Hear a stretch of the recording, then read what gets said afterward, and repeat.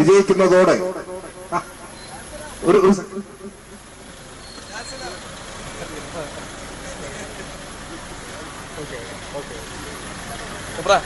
രാഷ്ട്രീയത്തെ പറയണമെങ്കിൽ നമ്മുടെ ശ്രീധരന്മാരാണ്. ഭാഗവതത്തിലേക്കാണ് എന്നെ കൊണ്ട് ഉന്തിയിട്ടേക്കുന്നത്.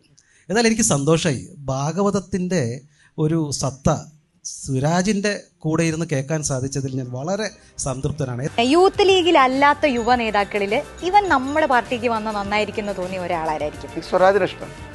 നിലപാടുകളുടെ രാജകുമാരനാണ് സ്വരാജ്, അതിൽ സംശയമൊന്നുമില്ല. ഗംഭീരമായ നിലപാടുള്ള ആളാണ്. അത് അതിഗംഭീരമായി ആർട്ടിക്കുലേറ്റ് ചെയ്യാൻ പറ്റുന്ന ആളാണ്. ആകർഷകമായി സംസാരിക്കാൻ പറ്റുന്ന ആളാണ്. പാലസ്തീനെ കുറിച്ചാണെങ്കിലും ബാബരി മസ്ജിദിനെ കുറിച്ചാണെങ്കിലും യുദ്ധത്തെക്കുറിച്ചാണെങ്കിലും ചില ആളുകളുടെ പ്രസൻസ് കണ്ടു കഴിഞ്ഞാൽ നമ്മളും ഒന്ന് കിടക്കും. ചിലപ്പോൾ നമ്മൾ എത്ര വലിയ അവതാരകനാന്ന് പറഞ്ഞാലും നമ്മളൊന്ന് കിടക്കും. അങ്ങനെ നമ്മളെ കിടുക്കിയ അതിഥികളുടെ സാന്നിധ്യം ഉണ്ടായിട്ടുണ്ട്. ഉറപ്പായിട്ടും ഉണ്ടായിട്ടുണ്ട്. സ്വരാജ് ഗംഭീരം ആണല്ലേ?